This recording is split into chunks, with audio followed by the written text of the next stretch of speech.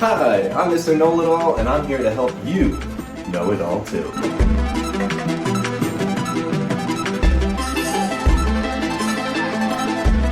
How to journal?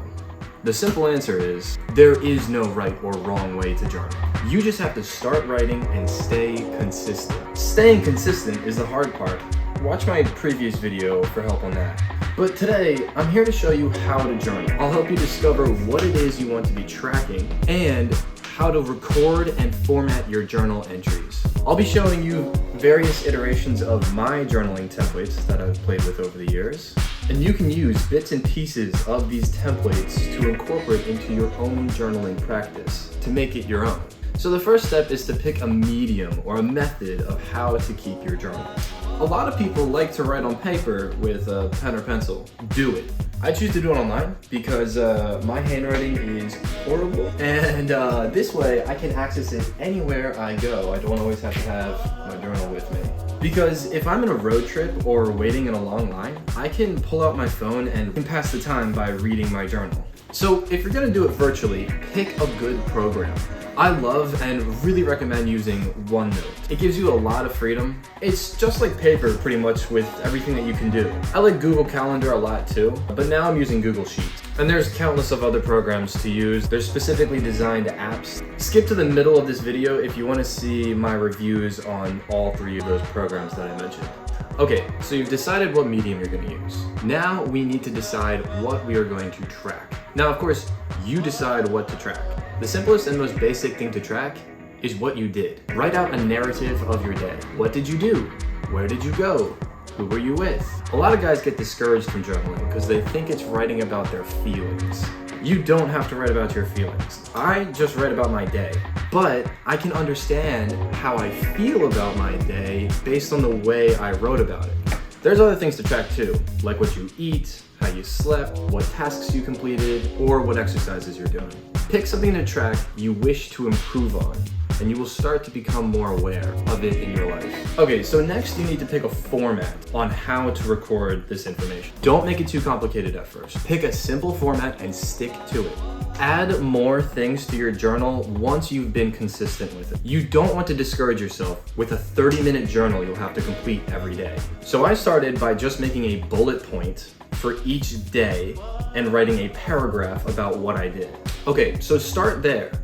And maybe later on, you'll want to start tracking what you're eating. Over time, you might think of a clever way to integrate it into your journal. For example, you might start to write out your paragraph on the left side of the page and maybe have a list of everything you ate on the right side of the page.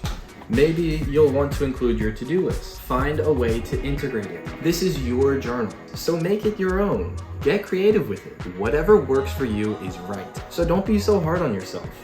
Remember, only you are reading this. Okay, so let me show you a few ways I used to journal, and feel free to pause the video to copy some of these things to make this your own. I'll also include download links to my templates in the description below, in different formats for you to tweak and play with. And if you make something better, share it back with us in the comments below.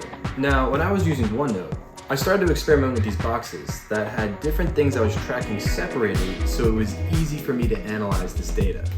Right, so I can quickly look to see on any given day how I felt, and then I can quickly connect that to the fact that I ate a bunch of bad food that day and didn't exercise. Okay, well that's a no-brainer. I know not to do that if I want to feel good. I also liked the calendar view. I liked being able to zoom in and out of my days, weeks, and months to visualize it all, but you can see it's a bit finicky. It didn't feel as professional and easy, so I switched to Google Calendar, which is great. I highly recommend that too. So I would add an event for every activity that I did.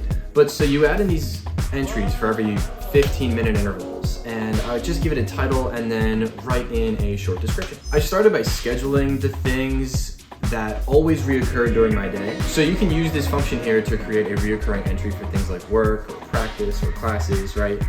And I could kind of predict when I would do things like work out after school or plan to meet somebody.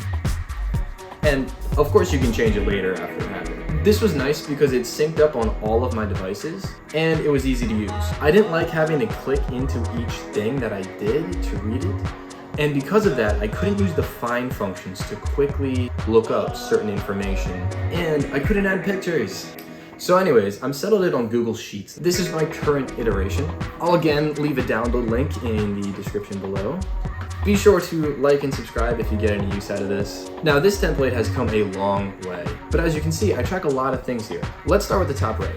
So here I've included a checklist with some items at the top that reoccur every day. This is my daily to-do list. I don't have to hit all of these, but I try to hit, 7 or 8 of them each day. And then below, I have 5 blank spaces for the things I want to get done that day. Work-related or appointments, stuff like that. Next to it, I have my feeling scale. I divide up my feelings into 3 categories: how my body is feeling, how my mind is feeling, and how I am feeling, my spirit. I have a short score that's color-coded to quickly assess how I feel on some days, and a brief description as to why I graded myself that way. This really helps me manage my feelings so that I can have a lot more positive life experiences.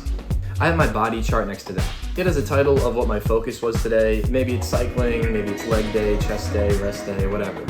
And I have some spaces to log my workouts. I used to have a separate spreadsheet that calculated the weights and reps and volume of each exercise that I did, but I've abandoned that. But I am looking for ways to improve this category in the future. Leave any suggestions in the comments below. Okay, and so below here we have 2 things I learned and 2 ways to improve. I got this from a great book I read called Chop Wood, Carry Water. Sensei Akira has his own journaling format where he writes 2 things that he learned each day and 2 ways to improve, as well as 15 things that you are grateful for each day. And with each day, you add 1 more thing that you're grateful for. I like this. Sometimes it takes a lot more time than it should, but it's good to sift through your day, searching for something to learn and improve on. It's a good practice. And so is the practice of gratitude. So I used to have an improvement list and a gratuity list, but I did away with that for the 2 things I learned and 2 ways to improve. I used to also write out a narrative of what exactly I did each day in a pretty boring, dry way. I went here, I did this, I ate that. So now I've combined that narrative with a tone of gratitude.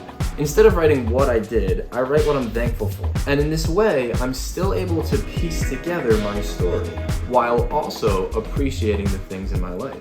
However, I found myself just rewriting thankful over and over again, so I'm still looking to improve on that too. Anyways, over here is what I have consumed. At first, this was just what I ate.